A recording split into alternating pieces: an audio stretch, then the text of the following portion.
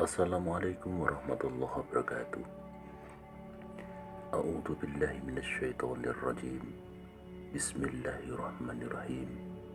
Alhamdulillahilladzi hadana lihada wa ma kunna linahtadiya laula an hadanallah. Wassalatu wassalamu ala nabiyyina Muhammadin wa ala alihi wa sahbihi kiram. Amma ba'du. Sang kahuripan yang dimuliakan Allah. Tahap kali ini kita akan membahas tentang ma'rifatullah.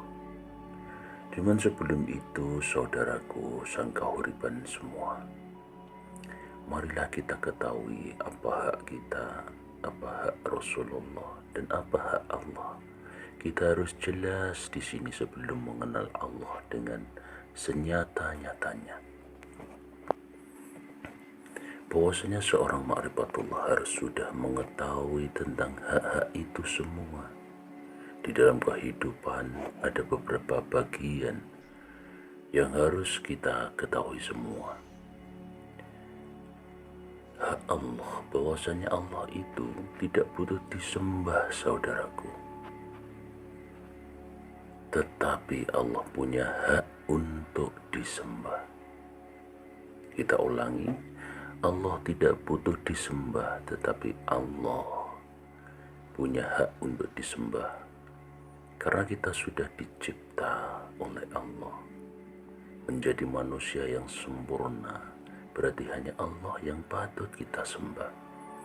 Karena kita sebagai umat Allah, sebagai sudah mengetahui suatu kalimat yang berbunyi bahwasanya la ilaha illallah, tiada Tuhan selain Allah, seperti yang tercantum pada surat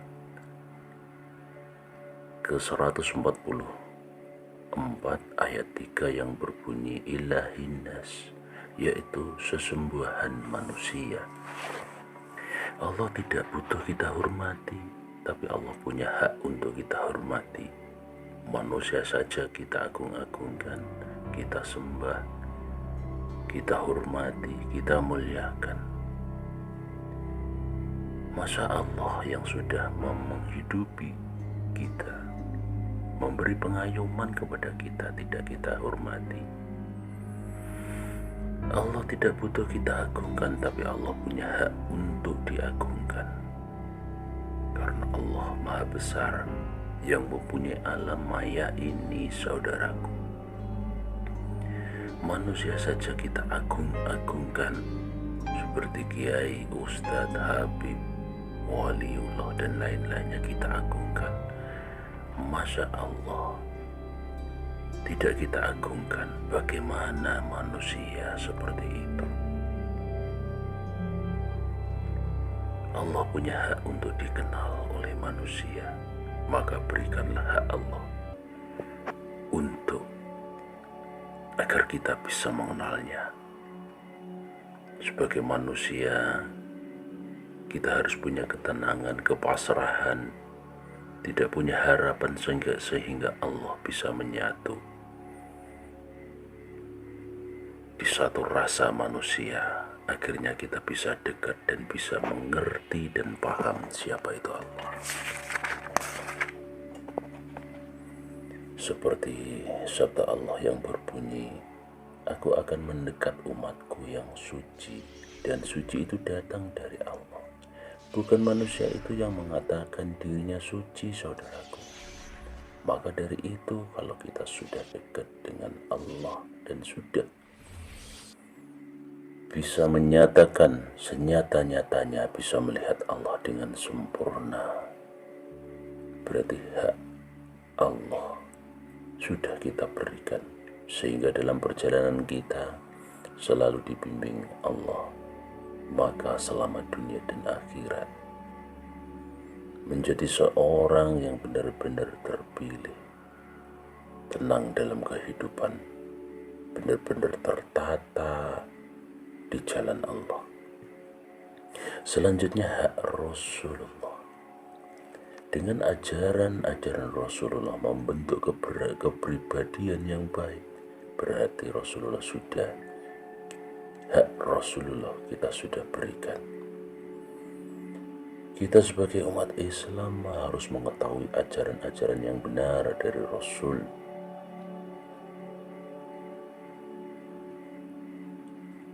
Sesama hidup di dalam kita menjalankan ajaran-ajaran atau perilaku yang baik yang kita contoh dan kita laksanakan, berarti hak Rasulullah sudah kita berikan.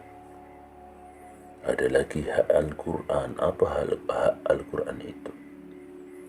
Al-Quran punya hak untuk dibaca, dihayati, dipahami. Al-Quran adalah suatu bacaan yang disusun menjadi sebuah cerita yang dibuat pada zaman dahulu.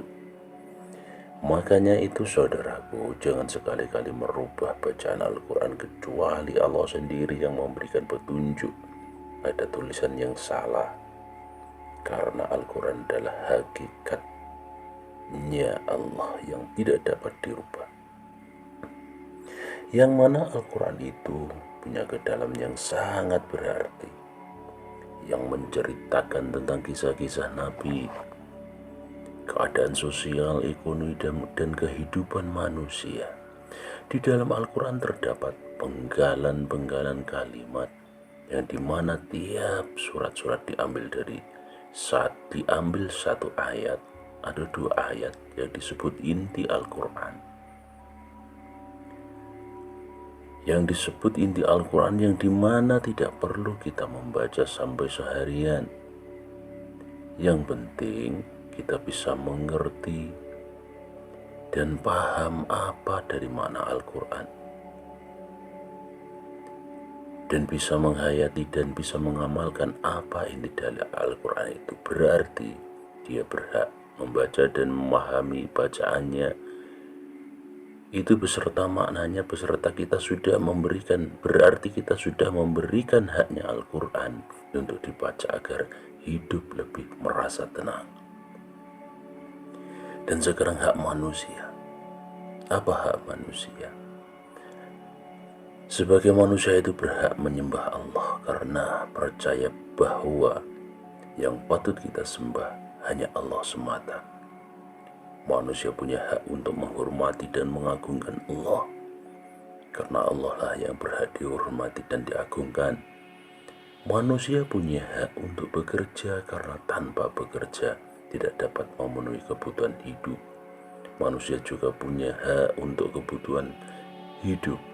Manusia juga punya hak dapat berbicara ataupun bisa mengenal Allah dengan senyata-nyatanya, karena manusia butuh dilindungi dan diayomi oleh Allah.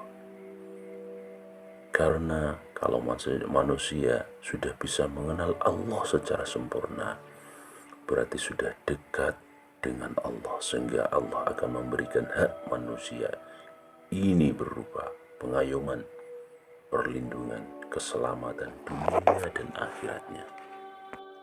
Sengkahuripan yang dimuliakan oleh Allah. Untuk benar-benar mengenal Allah, kita harus bisa mengenal diri kita sendiri dulu. Mengapa begitu? Sebelum kita mengenal diri dengan sempurna, bagaimana kita bisa mengenal Sang Pencipta?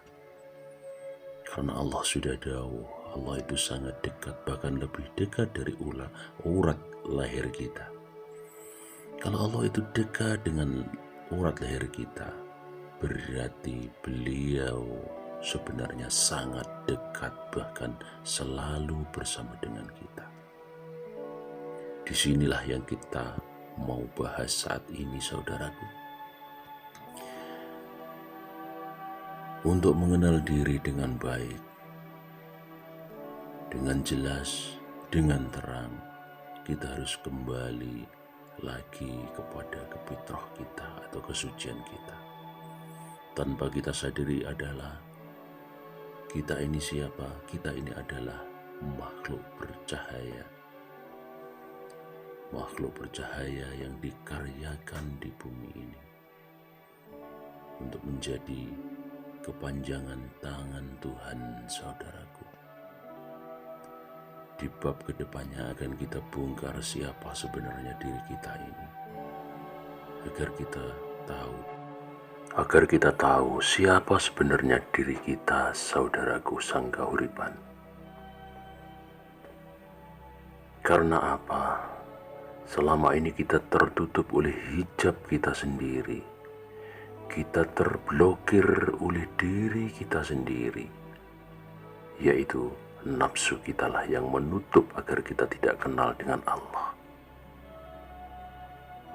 Berapa lama kita hidup, berapa puluh tahun kita hidup, saudaraku, tapi sampai detik ini tidak satu pun ada titik terang mengenal siapa Sang Pencipta. Jadi pada sesi ini sudah kita jelaskan hak manusia, hak Allah, hak Rasulullah, dan hak Al-Quran.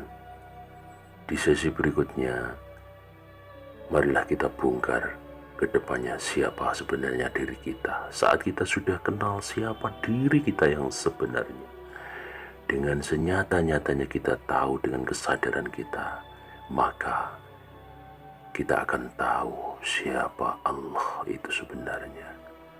Yang selama ini kita sembah hanyalah sebuah nama, tapi kita tidak kenal siapa pemilik nama Allah itu yang sesungguhnya.